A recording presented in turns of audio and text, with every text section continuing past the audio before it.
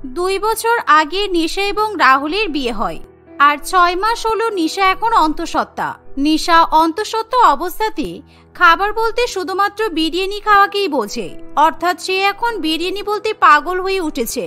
গর্ভবতী নিশা সকালবেলা ঘুম থেকে উঠে বিরিয়ানি খায় এবং রাত্রিবেলা ঘুমাতে যাওয়ার সময়ও বিরিয়ানি খেয়ে যায়। কথায় আছে, অন্তঃসত্ত্বা মহিলাদের যখন যা খেতে ইচ্ছা করে তখন তাদেরকে তাই খেতে দেওয়া উচিত। সেই জন্য রাহুল এবং তার পরিবার সবসময় নিশার মন জুগিয়ে চলার চেষ্টা করে। একদিন নিশা তার শ্বশুরবাড়ির পরিবারের সঙ্গে দুপুরবেলা বসে মাটন বিরিয়ানি খাচ্ছে। এমন সময়, সত্যি এই স্পেশাল মাটন বিরিয়ানিটা দারুণ খেতে। ওই দোকানের বিরিয়ানিটা যা ভালো রান্না করে না, এমনকি মাটন গুলো খুবই সফট, কি নরম। আমি আর আমার পেটে থাকা বাচ্চা খুব স্বাদ করে এই বিরিয়ানি খাই। হ্যাঁ, বুঝতেই পারছি তুমি এমন ভাবে বিরিয়ানি খাওয়া শুরু করেছো যেন মনে হয় তুমি অন্তঃসত্ত্বা নয়। প্রেগনেন্ট অবস্থায় এরকম ভাবে বিরিয়ানি খেলে বাচ্চার শরীরের উপর এফেক্ট করতে পারে, কিন্তু বলে দিলাম। আমি কোনোদিনও শুনিনি যে প্রেগনেন্ট অবস্থায় বিরিয়ানি খেলে বাচ্চার শরীর খারাপ করে। তাই তুমি বেশি বেশি কথা বলবে না। আমি জানি আমি এখন প্রেগনেন্ট বলে তোমাকে বিরিয়ানি খাওয়াতে হচ্ছে, তাই তোমার বেশি টাকা খরচ হয়ে যাচ্ছে, তো তাই তুমি আমাকে এত কথা শোনাচ্ছ। আমি সবই বুঝতে পারি। এভাবেই নিশা এবং রাহুলের মধ্যে বিরিয়ানি খাওয়া নিয়ে ঝামেলা বেঁধে যায়। আর সেখানে মধ্যস্থতা করে নিশার শাশুড়ি মা কমলা দেবী। সে কোনো রকমই তাদের মধ্যে মধ্যস্থতা করে ঝামেলা থামিয়ে দেয়। এভাবেই দেখতে দেখতে কিছুদিন কাটে। নিশা প্রত্যেকদিন বিরিয়ানি খায় আর বিরিয়ানির আলুর মতো ফুলতে শুরু করে। সে বিরিয়ানি খেয়ে খেয়ে এমন মোটা হয়ে যায় যে পাড়ার প্রত্যেকে মনে করে তার গর্ভে হয়তো যমজ সন্তান আছে। এই কমলা, তুই কিন্তু খুবই ভাগ্যবতী। তোর বৌমা কি সুন্দর ফুলে লাল টমেটোর মতো হয়ে গেছে। আমার মনে হয় তুই নাতি নাতনির মুখ একসঙ্গে দেখতে চলেছিস। তোর বৌমা হয়তো যমজ বাচ্চার জন্ম দেবে, দেখিস।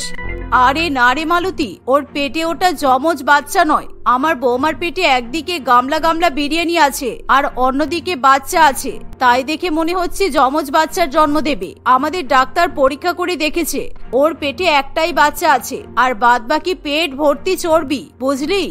সে কি বলিস? প্রেগনেন্ট অবস্থায় পেটে এত চর্বি হয়ে গেছে? আমি তো জানি অন্তঃসত্ত্বা মহিলারা ভালো করে সেরকম কিছু খেতে পারে না, কিন্তু তোর বৌমার পেটে এত চর্বি কিভাবে তাহলে? হ্যাঁ, চর্বি হবে না কেন? আমার বৌমার পেটে ভর্তি ভর্তি মটন বিরিয়ানি আর চিকেন বিরিয়ানি আছে। আর অন্তঃসত্ত্বা অবস্থায় ও একেবারে বিরিয়ানি পাগল হয়ে উঠেছে। সেই কারণে ওর পেটে বিরিয়ানির চর্বির চাপে পড়ে বেচারা বাচ্চাটাও মনে হয় হাঁসফাঁস করে। কমলা দেবীর কথা শুনি তার প্রতিবেশী মালতী দেবী একেবারে চমকে ওঠে। এভাবেই দেখতে দেখতে কিছুদিন কাটে আর মালতী দেবী একদিন সন্ধ্যাবেলা কমলা দেবীর বৌমার জন্য তিলের লাড্ডু বানিয়ে নিয়ে আসে। কারণ গর্ভবতী অবস্থাতে তিলের লাড্ডু খাওয়া শরীরের পক্ষে খুবই উপকারী। কিন্তু তিলের লাড্ডু দেখে নিশার খুবই খারাপ লাগে, কারণ তখন তার মন বিরিয়ানি খাওয়ার জন্য উথাল পাথাল করে।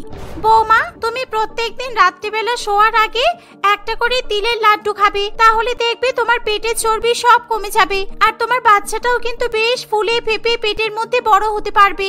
বাচ্চাকে পেটের মধ্যে বড় করার জায়গা দিতে হবে তো।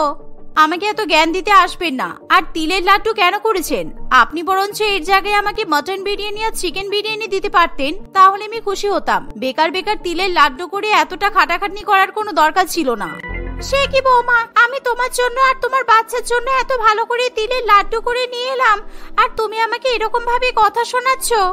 আমার বাচ্চা কি আপনাকে পেট থেকে বেরিয়ে এসে বলেছে যে ও তিলের লাড্ডু খেতে ভালোবাসে?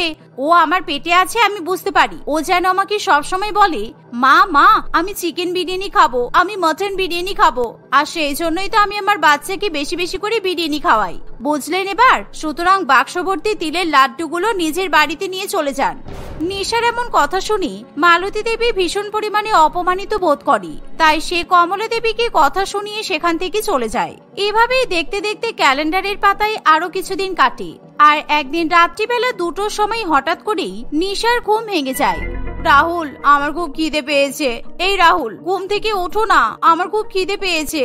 দূর, তোমার বাচ্চার খিদে পেয়েছে আর তুমি ঘুমাচ্ছ? তাড়াতাড়ি ঘুম থেকে ওঠো। আরে কি হলো, আমার ঘুম ভাঙাচ্ছ কেন? এই তো কিছুক্ষণ আগে রাত্রেবেলা বিরিয়ানি খেয়ে ঘুমালে, আর এরই মধ্যে তোমার খিদে পেয়ে গেল, আর নিজের খিদেকে এখন বাচ্চার খিদে বলে চালিয়ে দিচ্ছ। উফ। শোনো, আমি এখন প্রেগনেন্ট, তাই আমার খিদে মানে আমার বাচ্চারও খিদে। তাই আমাকে এখন মটন বিরিয়ানি খাওয়াও। আমার ভীষণ বিরিয়ানি খেতে ইচ্ছে করছে। এখন যদি আমি বিরিয়ানি খেতে না পাই তাহলে কিন্তু আমি মরে যাব।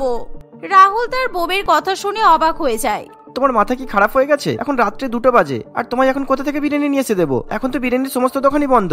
আর তাছাড়া এই তো কিছুক্ষণ আগেই তুমি বিরিয়ানি খেয়ে ঘুমালে, আর এখন তোমার আবার বিরিয়ানি খেতে ইচ্ছে করছে? আমি কিচ্ছু জানি না, তুমি যেখান থেকে হোক আমাকে বিরিয়ানি জোগাড় করে নিয়ে এসে দাও, না হলে কিন্তু আমার প্রাণটা বেরিয়ে যাবে আর আমার বাচ্চারও ক্ষতি হয়ে যাবে। আমাদের ভীষণ খিদে পেয়েছে, আমি আর বসে থাকতে পারছি না, বিশ্বাস করো। তুমি প্লিজ আমাকে বিরিয়ানি রান্না করে দাও। কি, আমাকে এখন নিজের ঘুম ছেড়ে রান্নাঘরে গিয়ে তোমার জন্য বিরিয়ানি রান্না করতে হবে? হ্যাঁ, করতে হবে। কিছুদিন পর বাবা হবে, বাচ্চা মানুষ করবে, আর এখন আমাকে আর আমার বাচ্চাকে বিরিয়ানি বানিয়ে নিয়ে এসে খাওয়াতে পারবে না? নিশার এমন কথা শুনে রাহুলের আর কিছু করার থাকে না, ফলে সে রান্নাঘরে চলে যায় আর ফোনের মধ্যে বিরিয়ানি বানানোর রেসিপি দেখতে শুরু করে। আর যেহেতু বিরিয়ানি বানানো হাতের মোয়া নয়, তাই সে 1 ঘন্টা ধরে বিরিয়ানি বানানোর চেষ্টা করে। এভাবেই কোনো মতে সে বিরিয়ানি রান্না করে গরম গরম বিরিয়ানি পরিবেশন করে তার বউয়ের কাছে নিয়ে যায়। ইস, এটা বিরিয়ানি হয়েছে নাকি? মনে হচ্ছে যেন শুধু গরম গরম সিদ্ধ ভাত খাচ্ছি। তুমি তো দেখছি একটা কাজও ঠিক করে করতে পারো না। আমি এতক্ষণ ধরে বিরিয়ানি খাওয়ার জন্য অপেক্ষা করলাম, আর তুমি আমাকে এখন গরম গরম ভাত খাওয়াচ্ছ? এই শোনো, ফোনে যেরকম বিরিয়ানির রেসিপি দেখিয়েছো, আমি সেরকম রেসিপি দেখে বিরিয়ানি রান্না করলাম। আর এখন যদি বিরিয়ানির স্বাদ এরকম হয়, তাতে আমি কি করব? চুপচাপ যা রান্না করেছি সেটাই খেয়ে নাও, আর কালকে সকালবেলা যখন বিরিয়ানির দোকান খুলবে তখন তোমার জন্য আমি বিরিয়ানি নিয়ে এসে দেবো, বুঝেছো? রাহুলের কথা শুনে নিশার আর কিছু করার থাকে না, তাই সে কোনো রকমে সেই খাবার খেয়ে রাত্রিবেলা ঘুমিয়ে পড়ে। আর পরের দিন সকালবেলা বিরিয়ানির দোকান খোলার পর রাহুল আবার নিশাকে গরম গরম বিরিয়ানি নিয়ে এসে খাওয়ায়। এভাবেই দেখতে দেখতে 2 মাস কাটে, আর নিশার 7 মাসের স্বাদের অনুষ্ঠান এসে উপস্থিত হয়। তাই তার শাশুড়ি মা এবং স্বামী সকলেই সেই অনুষ্ঠান নিয়ে খুবই আনন্দিত হয়ে ওঠে। মা, আজকাল সবাই জানো তো তাদের স্বাদের অনুষ্ঠানে বিভিন্ন রকমের থিম পার্টি করছে, তাই আমি ভেবেছি এবার নিশার স্বাদে এরকম একটা থিম পার্টির ব্যবস্থা করব। তোমার কি মত বলো? দেখ বাবা, আমাদের সময় তো এত কিছু ছিল না। যখন বাড়ির বৌমাদের স্বাদের অনুষ্ঠান হতো, তখন শাশুড়ি মা আর পাড়ার মহিলারা সবাই মিলে মাছ ডাল এসবই খাওয়াতো। তাই তোর এখন যা মনে হয় তুই তাই করবি, আর তার থেকে বড় কথা, তোর বউয়ের যেটা ভালো লাগে সেটাই কর। কমলা দেবীর এমন কথা শুনে রাহুল এবং নিশা দুজনেই খুবই খুশি হয়। আর এমন সময় নিশা তার মনের ইচ্ছা কিছুতেই চেপে রাখতে পারে না। আচ্ছা রাহুল, আমার স্বাদের অনুষ্ঠানে বিরিয়ানি থিম পার্টি রাখবে? তাহলে আমার পেটে থাকা বাচ্চা আর আমি কিন্তু খুব খুশি হব। এরকম স্বাদের অনুষ্ঠানে বিরিয়ানি থিমের পার্টি আমি কিন্তু কোনোদিনও কোথাও হতে দেখিনি। প্রথমবার আমার স্বাদের অনুষ্ঠানে এরকম থিম হবে। মোটেই না, তুমি নিজে বিরিয়ানি করে পাগল হয়ে গেছো, আর এখন আমাকে বিরিয়ানি পাগল করে দিও না। আমি তোমার সাথে একদমই বিরিয়ানি খেতে পারবো না। প্লেন ভেটকি মাছ, কাতলা মাছ, চিংড়ি মাছ এইসব রান্না হবে, আর একদম বিরিয়ানি হবে না। এই কটা মাস ধরে অনেক বিরিয়ানি খেয়ে নিয়েছো। রাহুলের এমন কথা শুনে নিশার ভীষণ পরিমাণে মুড সুইং হয়, আর সে কাঁদতে কাঁদতে ঘরে চলে যায়। এর ফলে রাহুল এবং তার মা দুজনেরই খুবই খারাপ লাগে। আর তো 1 মাসের ব্যাপার রাহুল, বৌমাকে বকাবকি করিস না। দেখবি বাচ্চা জন্ম হওয়ার পর তোর বউ বিরিয়ানি খাওয়া ছেড়ে দেবে, তাই এখনো যা খেতে চাইছে ওকে খাইয়ে দে। এই সময় মেয়েদের যে কোনো একটা খাবারের প্রতি আসক্তির সৃষ্টি হয়, আর তোর বউয়ের বিরিয়ানির প্রতি হয়েছে, তাই তুই ওকে আর বেশি কিছু বলিস না, কেমন? তুমি একদম ঠিক কথাই বলেছো মা। তাহলে আমি নিশার কথা শুনে সাধারণ অনুষ্ঠানে বিরিয়ানি থিম পার্টি রাখবো। তাদের কথা নিশা যখন শুনতে পায়, তখন সে মনে মনে খুবই খুশি হয়। আর তখনই সে তার বান্ধবীদের ফোন করে তার স্বাদের অনুষ্ঠানে অর্থাৎ বিরিয়ানি থিম পার্টিতে আসার কথা জানিয়ে দেয়। আর নিশার যেদিন স্বাদের অনুষ্ঠান হয়, সেদিন তার বান্ধবীরা বিভিন্ন বড় বড় দোকান থেকে ভিন্ন ভিন্ন স্বাদের বিরিয়ানি নিয়ে নিশার বাড়িতে এসে উপস্থিত হয়। আর এত এত বিরিয়ানির প্যাকেট দেখে অন্তঃসত্ত্বা নিশা ভীষণ পরিমাণে খুশি হয়, কারণ সে আজকে বিভিন্ন স্বাদের বিরিয়ানি খেতে পারবে। নিশা, আমি কোনোদিনও দেখিনি যে কারোর স্বাদে এরকম বিরিয়ানি থিম পার্টি হয়। সত্যি বিরিয়ানি কিন্তু লোভনীয় খাবার। তাই দেখ, তোর জন্য আমরা সব বান্ধবীরা মিলে বড় বড় দোকানের বিভিন্ন রকমের বিরিয়ানি নিয়ে এসেছি।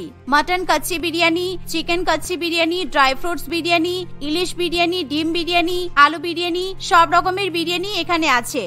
আই লাভ বিরিয়ানি, আর আমার বাচ্চাও লাভ বিরিয়ানি। আমি চাই আমার বাচ্চা জন্ম নিক, সে যেন বিরিয়ানির মতো উজ্জ্বল আর সুগন্ধপূর্ণ হোক। নিশার কথা শুনে সকলে হেসে ওঠে। এভাবেই সবাই মিলে স্বাদের অনুষ্ঠানে খাওয়া দাওয়া করতে শুরু করে। আর নিশা নিজের শরীরের পরোয়া না করে এবং নিজের বাচ্চা শরীরের পরোয়া না করে সব বিরিয়ানির প্যাকেট একা একা খেয়ে শেষ করে ফেলে। ফলে তার পেট ধীরে ধীরে অনেক ফুলে উঠতে শুরু করে। আর তার স্বাদের অনুষ্ঠান শেষ হওয়ার পর হঠাৎ করে নিশার পেটে ভীষণ পরিমাণে যন্ত্রণা শুরু হয়, আর সে নিজের যন্ত্রণা কিছুতেই চেপে রাখতে পারে না। মা, আমার পেটে ভীষণ যন্ত্রণা করছে, মনে হচ্ছে এক্ষুনি বাচ্চা ডেলিভারি হয়ে যাবে, কিন্তু এখন তো ডেলিভারি হওয়ার ডেটও আসেনি। প্লিজ আমাকে নার্সিং হোমে নিয়ে চলুন, আমি আর পেটের যন্ত্রণা সহ্য করতে পারছি না মা। তোমাকে দুপুরবেলা বারবার করে বারণ করলাম ওসব বড় বড় দোকানের তেল ঝাল মশলা দেওয়া বিরিয়ানি একসঙ্গে খেতে হবে না, কিন্তু তুমি আমার কথা শোনোনি। এখন কি হবে বলো তো? যদি তোমার বাচ্চার শরীরের কোনো ক্ষতি হয় তাহলে কি হবে? নিশাকে এরকম কষ্ট পেতে দেখে কমলা দেবী এবং রাহুল কিছুতেই নিজেদেরকে ঠিক রাখতে পারে না। তাই তারা সেই মুহূর্তে নিশাকে নার্সিং হোমে নিয়ে যায়। আর ডাক্তারবাবু নিশার শরীরের এরকম অবস্থা দেখে খুবই ভয়ভীত হয়ে পড়ে। দেখুন, উনি যে পরিমাণে বিভিন্ন দোকানের মিলিয়ে মিশিয়ে বিরিয়ানি খেয়েছেন, তার মধ্যে কোনো একটা বিরিয়ানিতে হয়তো কোনো রকম কিছু পড়ে গিয়েছিল, সেই জন্য আজকে ওনার পেটে ব্যথা হচ্ছে। আর আমার যা মনে হচ্ছে ওনার আজকে ডেলিভারি করাতে হবে, তা না হলে খুবই সমস্যা হয়ে যাবে। কিন্তু এই ডেলিভারি যেহেতু সময়ের আগেই হবে, তাই আপনার ওয়াইফ আর বাচ্চা শরীরে রিস্ক হতে পারে বলে দিলাম। ডাক্তারবাবুর এমন কথা শুনি রাহুল এবং তার মা খুবই ভয় পেয়ে যায়, কিন্তু তাদের আর কিছু করার থাকে না, কারণ যে করেই হোক আজকেই নিশার ডেলিভারি করাতে হবে, তা না হলে নিশাকে আর প্রাণে বাঁচানো যাবে না। ফলে ডাক্তারবাবু তাড়াতাড়ি করে নিশাকে অপারেশন থিয়েটারে নিয়ে চলে যায়। আর সেখানে যাওয়ার পর প্রায় 2 ঘন্টা ধরে অপারেশন চলে এবং 2 ঘন্টা পর নিশা একটি ফুটফুটে কন্যা সন্তানের জন্ম দেয়। অপারেশন সাকসেসফুল হয়েছে আর আপনাদের পরিবারে একটা ছোট্ট মেয়ে এসেছে, তাই কনগ্রাচুলেশন। এমনকি নিশার শরীরও ভালো আছে, তাই আর কোনো চিন্তা করবেন না। আর হ্যাঁ, কেননা ওনার সিরাই এখন বিরিয়ানির তেল চর্বি মিশে গেছে, আর উনি অন্তঃসত্ত্বা অবস্থায় এত পরিমাণে বিরিয়ানি খেয়েছেন, সেই জন্য আপনার বাচ্চা অনেকটা ওভারওয়েটও হয়েছে। ডাক্তারবাবুর এমন কথা শুনে নিশা তার ভুল বুঝতে পারে আর সে তার বাচ্চাকে কোলে নিয়ে সকলের সামনে প্রতিজ্ঞা করে সে আর কখনো বিরিয়ানি ছুঁয়ে দেখবে না। আর নিশার কথা শুনে তার স্বামী এবং শাশুড়ি মা খুবই খুশি হয়। আর দেখতে দেখতে কয়েকদিনের মধ্যেই সবাই মিলে নিশাকে এবং তার সদ্যজাত বাচ্চাকে বাড়িতে নিয়ে আসে। তারপর থেকে নিশা আর কখনো বিরিয়ানি নিয়ে পাগলামি করে না, সে তার পরিবারের সঙ্গে সুখে শান্তিতে সংসার করতে থাকে। নির্মল বাবু একজন খুবই গরিব দিনমজুর ছিল। তার 3 মেয়ে ছিল, রেখা, শিলা এবং জয়া। প্রথমে তাদের অবস্থা কিছুটা সচ্ছল ছিল। কয়েক মাস আগে নির্মল বাবুর স্ত্রী মিনতি দেবীর কঠিন অসুখ হওয়ার পর তার চিকিৎসাতেই নির্মল বাবুর অনেক টাকা পয়সা চলে যায়, কিন্তু তারপরেও সে তার স্ত্রীকে বাঁচাতে পারেনি। তারপর থেকে নির্মল বাবু অনেক কষ্ট করে দিনমজুরি করে 3 মেয়েকে পড়াশোনা শিখিয়ে বড় করেছে। এখন তারা সকলেই প্রাপ্তবয়স্ক, কিন্তু তাদের 3 বোনেরই চিন্তাধারায় অনেক পার্থক্য ছিল। আমাকে একটু জল এনে দিবি মা? খুব তেষ্টা পেয়েছে, বাইরে যা রোদ, প্রাণটা বেরিয়ে যাচ্ছে যেন। একটু জল দিয়ে যা মা। কিছুক্ষণ পরে রেখা জল নিয়ে আসে এবং তার পেছন পেছন বাকি 2 মেয়ে শিলা আর জয়াও আসে। তারা একে অপরের খুব খেয়াল রাখলেও তাদের বাবার দিনমজুরি করা তাদের ভালো লাগতো না। শিলা আর জয়া সেই কারণে তাদের বাবার উপর বেশ রেগেও থাকতো। রেখা বাকিদের থেকে একদম আলাদা ছিল, সে তাদের বাবার সব রকমের সিদ্ধান্ত হাসি মুখে মেনে নিত। বাবা, তোমার এত বয়স হয়ে যাচ্ছে, তাও তুমি এই দিনমজুরির কাজ করে যাচ্ছ। আজ তোমার এই কাজের জন্য আমাদের কোনো ভালো সম্বন্ধ আসছে না। সবাই ভাবে দিনমজুরের মেয়ে, বিয়ের সময় কিছুই হয়তো দিতে পারবে না, তাই সবাই ফিরে চলে যায়। হ্যাঁ বাবা, দিদি ঠিকই বলেছে। আর এইভাবে চলতে থাকলে আমরা সারা জীবন এখানেই থেকে যাব, আর তোমার কাজও কোনোদিন কমবে না। তুমি বরং একটা ব্যবসা শুরু করো, বাড়িতেই ব্যবসা করবে, বাড়িতেই থাকবে। ব্যবসা করতে তো পয়সা লাগে রে মা, অত টাকা কোথায় পাবো? তোদের পড়াশোনা শেখাতে বড় করতেই তো আমার সব টাকা শেষ হয়ে গেছে। তোদের মায়ের যা গহনা ছিল সেগুলোও তো বিক্রি করে দিয়েছি, আর আমার এখন ব্যবসার ঝক্কি সামলানোর বয়সও নেই রে মা। হ্যাঁ তাই তো, ব্যবসার ঝক্কি সামলানোর বয়স নেই, অথচ দিনমজুরের কাজ করার বয়স আছে। বাহ, আমাদেরকে সবার সামনে কত ছোট হতে হয় জানো?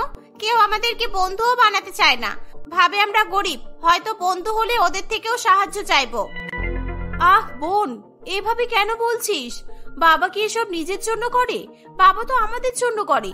আর আজকে এই বয়সেও বাবা এত পরিশ্রম করছে বলেই আমরা বাড়িতে থেকে দুবেলা দুমুঠো খেতে পারছি। আমাদের কাজ খুঁজতে বাইরে যেতে হচ্ছে না। যাদের বাবা মা নেই তাদের কি অবস্থা হয় একবার ভেবে দেখেছিস? তুই চুপ কর, এমনিতেও তোর কোনো বন্ধু বান্ধব নেই, তাই তুই বুঝবি না কিছু। আর তোর যখন ভালো লাগে দুবেলা দুমুঠো ডাল ভাত খেতে, তাহলে তুই খা না। আমাদের আর ভালো লাগছে না এসব। কতদিন হয়ে গেল মাছ খাইনি, মাংস খাওয়া তো যেন স্বপ্ন হয়ে গেছে। বাবার কোনো একটা ব্যবসা থাকলে আমাদের এই দিন দেখতে হতো না। এসব শুনে নির্মল বাবু অনেক চিন্তায় পড়ে। সে একবেলার জায়গায় দুবেলা কাজ করতে থাকে, একটু বেশি টাকা রোজগার করে বাড়িতে মাছ মাংস কিনে আনবে এই আশায়। এমনকি কখনো কখনো সে নিজের খাবারের টাকা বাঁচিয়ে রাখত। রেখার এই দেখে খুবই কষ্ট হতো, সে তার বাবাকে অনেক বোঝানোর চেষ্টা করত।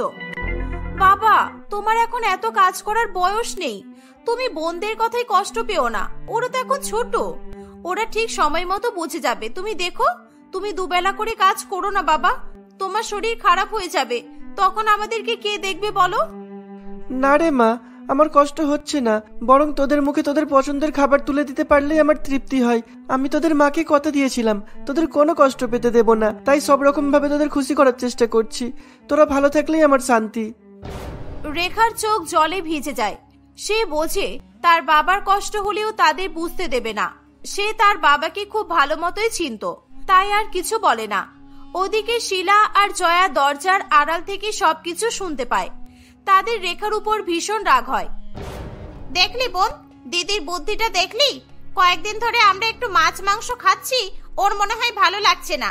আরে বাবা, তোর যখন এতই দরদ, তুইও জানা বাবার সঙ্গে দিনমজুরির কাজ করতে। তা তো যাবে না, তাহলে আমাদের পেটে লাথি মেরে ওর কি লাভ হচ্ছে আমি তো বুঝতে পারি না বাবা। এভাবেই দিন কাটতে থাকে। শিলা আর জয়া আরো বেশি করে তাদের অভাব বুঝতে থাকে। প্রত্যেক দিন কোনো না কোনো কারণে তাদের মনে হয় যে তারা যদি এতটা গরিব না হতো তাহলে হয়তো তাদের জীবনটা অন্যরকম হতো। অন্যদিকে রেখা নিজের সাধ্যমতো কাজ খুঁজতে থাকে। সংসারের হাল তাকে ধরতেই হবে এই ভেবে। এরকমই কাজ খুঁজতে খুঁজতে রেখা একটি রেস্টুরেন্টে ওয়েটারের কাজ পায়। অল্প মাইনে হলেও বাবাকে সাহায্য করতে পারবে ভেবে সে খুবই খুশি হয়। এরকমই একদিন রেখা রেস্টুরেন্টের কাজ করছিল যখন, সেই সময় সেখানে শিলা আর জয়া তার বন্ধুদেরকে নিয়ে আসে। এই ওয়েটার, এদিকে এসো তো, মেনুটা নিয়ে তাড়াতাড়ি এসো।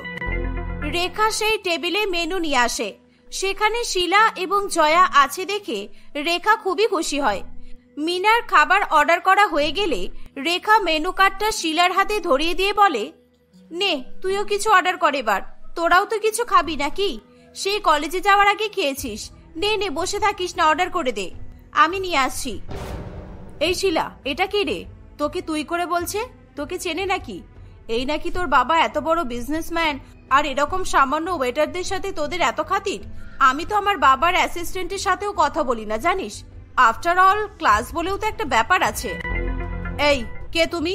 দিদিকে তুই তুই করে বলছো কেন? তুমি চেনো কে? কোত্থেকে চলে আসে কে জানে বাবা। যাও তো নিজের কাজ করো, আর পরের দিন থেকে কাস্টমারদের সঙ্গে এমন ব্যবহার করলে ম্যানেজারকে বলে তোমার চাকরি খেয়ে নেবো বলে দিলাম। শিলা, জয়া, তোরা এভাবে কথা বলছিস কেন? আমি তোদের বড় দিদি, আর তোরা আমার সঙ্গে এইভাবে কথা বলছিস? আজকে তোদের জন্য আমি আর বাবা এত পরিশ্রম করছি, আর তোরা এইভাবে আমাকে অপমান করছিস। আরে তোমার নিশ্চয়ই কোথাও ভুল হচ্ছে, এরা শহরের একজন ধনী বিজনেসম্যানের মেয়ে, এরা তোমার বোন কিভাবে হবে? তুমি কারোর সাথে গুলিয়ে ফেলছো। তুমি এসব বাদ দাও, যাও আমাদের খাবারগুলো নিয়ে এসো। রেখা খুবই কষ্ট পায়। তার চোখে জল আসলেও কাজের মাঝে সে ঠিকভাবে কাঁদতে পারে না। রাত্রিবেলা শিলা এবং জয়া বাড়ি ফিরে এসে রেখাকে অনেক অপমান করে, খারাপ খারাপ কথা বলে। রেখা চুপচাপ সবকিছু শুনতে থাকে। তাদের বাবা জানতে চাইলেও রেখা কিছু বলে না। এভাবে বেশ কয়েকদিন কেটে যায়। একদিন সকালবেলা জয়া একটি খবরের কাগজ নিয়ে ছুটে আসে শিলাকে দেখানোর জন্য। দিদি দিদি, এই দেখ, আমাদের পাশের গ্রামের একজন ভিখারির ব্যাপারে খবরের কাগজে খবর ছাপানো হয়েছে। কত কিছু হয় আমাদের আশেপাশে, আমরা জানতেও পারি না। দেখ দিদি। আরে দূর বাবা, এত বাজে না বকে, যেটা বলতে এসেছিলি বল। ভিখারির কথা কেন ছেপেছে খবরের কাগজে? এখানে লেখা আছে এই ভিখারি সারা জীবন ধরে ভিক্ষা করে 18 লাখ টাকা জমিয়েছে। তার মৃত্যুর পর তার ঘর থেকে নতুন জামা কাপড়, নতুন গামছা আর অনেক টাকা পাওয়া গেছে। এই দিদি, আমরাও যদি ভিক্ষা করি অন্য গ্রামে গিয়ে, সেখানে কেউ আমাদের চিনতেও পারবে না। তুই এসব কি বলছিস? আমরা শেষমেশ ভিক্ষা করব? কেউ জানতে পারলে আমাদের সম্মান ধুলোতে মিশে যাবে। আর কলেজের সবাই জানে আমি অনেক বড় বিজনেসম্যানের মেয়ে। কলেজে সবার সামনে বড়লোক সাজা চালিয়ে যেতে থাকলে টাকা তো লাগবেই। আজ নয় কাল কেউ না কেউ তো আমাদের কাছেও ট্রিট চাইবে, পার্টি চাইবে। তখন কি করব? আমাদেরকে অত টাকা কে দেবে? কেউ দেবে না। তাই বলছি এটাই ভালো আইডিয়া। আমি মুখে চোখে কালি মাখবো আর খোড়া সাজবো। তুই চোখ বন্ধ করে গান গাইবি, কারণ তোর গানের গলা ভালো। এভাবে আমরা পাশের গ্রামগুলোতে ভিক্ষা করব, আর দেখবি আমরা ওই ভিখারিটার মতো বড় লোক হয়ে যাব। এই বলে তারা ভিক্ষা করে টাকা কামানোর জন্য ব্যবস্থা করতে থাকে। প্রথম প্রথম তাদের আয়ও ভালো হয়। তারা সেই টাকা দিয়ে কলেজের সবাইকে জয়ার জন্মদিনের ট্রিট দেয় এবং অন্যান্য আরো অকারণে খরচ করতে থাকে। তাদের বাবা ও দিদি কিছু জানতে চাইলে তারা কিছু বলে না। নির্মলবাবু সন্দেহ হলেও সে কিছু প্রকাশ করতে পারত না। অন্যদিকে রেখা রেস্টুরেন্টে কাজ করে বাবাকে সাহায্য করত আর নিজের ব্যবসার জন্য টাকা জমায়। এর ফলে তাকে দিনরাত অক্লান্ত পরিশ্রম করতে হতো। দেখেছিস বড় দিদিকে কত খাটতে হচ্ছে প্রত্যেক দিন, তাও নিজের জন্য কিছু করতে পারছে না। এরকম ভাবে নির্বোধের মতো কাজ করে কি লাভ বলতো, যেখানে সারাদিন খেটেও নিজের টাকায় একটু আনন্দ ফুর্তি করতে পারবো না। ঠিক বলেছিস বোন, দিদি একদম বোকা। সারাদিন এত পরিশ্রম করে ওর মুরদ হবে না আমাদের মতো লাইফস্টাইল এনজয় করার। ভাগ্যিস তোর আইডিয়াটা অ্যাপ্লাই করেছিলাম, এখন রোজ নিজে টাকা কামাচ্ছি আর নিজেই ওড়াচ্ছি। আর কি চাই জীবনে বলতো? এভাবে চলতে থাকলে আমরা আমাদের পছন্দের ছেলেদের সঙ্গে বিয়েও করতে পারবো, আর তারপর আমাদের ভবিষ্যৎ নিয়ে ভাবতে হবে না। তখন আমাদেরকে কেউ গরিব বলবে না, আর একবার বিয়ে হয়ে গেলে আমাদের আর ভিক্ষাও করতে হবে না। ঠিক বলেছিস বোন, তোর বুদ্ধি আছে, মানতেই হবে। আর ওদিকে বড়দিকে দেখ, দিনের পর দিন পেরিয়ে যাচ্ছে, কয়েকদিন পর বয়স হয়ে চুলে পাকও ধরবে, আর আজ অব্দি না একটা বন্ধু আছে না আছে ভবিষ্যতের চিন্তা। ঠিক বলেছিস দিদি, বড়দিরও তো বয়স বাড়ছে, মুখে বার্ধক্যের ছাপ পড়ছে। এভাবে চলতে থাকলে আমাদের বিয়ে হয়ে আমাদের ছেলে মেয়ে চিন্তায় পড়ে যাবে, ওকে মাসি বলবে না দিদা বলবে। এভাবেই তারা রেখাকে নিয়ে হাসাহাসি করতে থাকে। অন্যদিকে রেখা তার জমানো টাকা দিয়ে একটি ছোট ঘর কিনে নিজের ব্যবসা শুরু করবে বলে। তার কাছে যা টাকা ছিল তাতে ব্যবসা শুরু করার মতো সব সরঞ্জাম সে কিনতে পারেনি, তাই সে আরো বেশি করে কাজ করতে থাকে। এসবের মাঝে তার ছোট দুই বোনের সঙ্গে তার সেরকম কথা হয় না বললেই চলতো। এরকম ভাবে আরো বেশ কয়েকদিন কাটে। একদিন, বাবা তোমাকে একটা জায়গায় নিয়ে যাব, আর কাল থেকে তোমার সব কাজ বন্ধ, যা কাজ করার আজকেই করে নাও। কিন্তু এরকম ভাবে এই গরিবের সংসার কিভাবে চলবে মা? তুই একে কত দিক সামলাবি? তোর বোনেরা তো নিজেদেরকে নিজেরা বড় বিজনেসম্যান বানিয়ে ফেলেছে, রোজ এত টাকা কোথায় পাচ্ছে তা আমি আর জানি না, কিন্তু সংসারে একটা টাকাও দেয় না। তুমি এসব কথা বাদ দাও, ওরা এখনো ছোট, ওরা ঠিক বুঝে যাবে। তোমাকে যা বলছি সেটা শোনো, তুমি কাল থেকে আর অন্য কোনো কাজে যাবে না, আর আমি যেখানে নিয়ে যাব তুমি সেখানে যাবে। পরের দিন সকালবেলা রেখা তার বাবাকে তার ছোট্ট ক্যাফেতে নিয়ে যায়। ক্যাফেটির নাম ছিল নির্মল কফি হাউস। সেটি ছোট হলেও অনেক সুন্দর ছিল আর অনেক ভালো মতো সাজানো ছিল। নির্মল বাবু অবাক হয়ে যায়, তার দু চোখ বেয়ে জল পড়তে থাকে। এটা আমাদের ক্যাফে বাবা, আমি নিজে টাকা জমিয়ে এই জায়গাটা কিনে এই ছোট্ট ক্যাফেটা সাজিয়েছি। আমার আর তোমাকে দিনমজুরের কাজ করতে দেখে ভালো লাগছিল না বাবা, তাই অনেক কষ্ট করে এই ব্যবস্থা করেছি। আজ থেকে তুমি এই ক্যাফের ম্যানেজার, ঠিক আছে তো? নির্মল বাবু দুহাত ভরে রেখাকে অনেক আশীর্বাদ দেয় এবং কাঁদতে থাকে। অন্যদিকে শিলা আর জয়ের বন্ধু মিনা একদিন তাদের বাবার সঙ্গে পাশের গ্রামে যায়। সেখানে রাস্তা দিয়ে যাওয়ার সময় তারা জয়া আর শিলাকে ভিক্ষা করতে দেখে ফেলে। মিনা তাদের ড্রাইভারকে গাড়ি থামাতে বলে। এটা তো জয়া আর শিলা মনে হচ্ছে, একদম অবিকল ওদের মতোই দেখতে, কিন্তু ওরা যে বলেছিল ওরা বিজনেসম্যানের মেয়ে, তাহলে কি সেসব মিথ্যা ছিল? তাহলে সেদিন সেই ওয়েটারের কথাই কি ঠিক ছিল? এটা তো বিশাল বড় নিউজ, কলেজের সোশ্যাল মিডিয়ার সাইটে এটা তো ভাইরাল করতেই হবে। এই বলে সে তাদের দুই বোনের ভিক্ষা করার ভিডিও ভাইরাল করে দেয়। কলেজের সাইট থেকে অন্যান্য সোশ্যাল মিডিয়াতেও সেই ভিডিও ভাইরাল হতে থাকে এবং সারা কলেজ, প্রতিবেশী, বন্ধু বান্ধব সবাই তাদেরকে নিয়ে মজা করতে থাকে। লজ্জায় তারা বাইরে বেরোনোই বন্ধ করে দেয়। সব তোর জন্য হলো, আমি বলেছিলাম ভিক্ষা করাটা টাকা কামানোর সঠিক উপায় না, কিন্তু তোকে তো তাড়াতাড়ি বড়লোক হতে হতো। এবার বুঝ, কাউকে মুখ দেখাতে পারবো না আমরা। এখন আমাকে দোষ দিচ্ছিস কেন? যখন রোজ আমরা টাকা রোজগার করছিলাম তখন তো তুই নিজেও মজা করেছিস, নিজের শখ মিটিয়েছিস, আর এখন সব দোষ আমার? আমরা আর কোনোদিনও কলেজে ফিরে যেতে পারবো না, পড়াশোনাও পুরো হবে না, আর কোনোদিনও ভালো চাকরিও পাবো না। সারা জীবন গরিবই থেকে যেতে হবে, আমাদেরকে আর কেউ বিয়েও করবে না। এই বলে তারা দুজনে হাওমাও করে কাঁদতে থাকে। কোনো উপায় না পেয়ে তারা রেখা আর নির্মল বাবুকে সব বলে দেয়। সব শুনে নির্মল বাবু বলে, বড় লোক হওয়ার কোনো সহজ উপায় থাকে না মা। অনেক খাটনি করতে হয়, অনেক ধৈর্য ধরতে হয়, তবেই গরিব থেকে ধনী হওয়া যায়।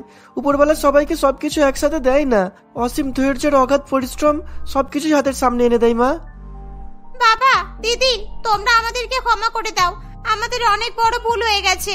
সহজে টাকা কামানোর লোভে আমরা সবাইকে মিথ্যা বলেছি, তোমাদের অপমান করেছি। আমাদেরকে ক্ষমা করে দাও। হ্যাঁ বাবা, আমাকেও ক্ষমা করে দাও। আমিও নিজের ভুল বুঝতে পেরেছি, আর কোনোদিনও আমি এমন ভুল করব না, কথা দিচ্ছি। নির্মল বাবু ও রেখা শিলা এবং জয়াকে ক্ষমা করে দেয়। রেখা তার ক্যাফেতে তার দুই বোনকে কাজ দেয় এবং তারা সৎ পথে রোজগার করে সুখে শান্তিতে দিন কাটাতে থাকে।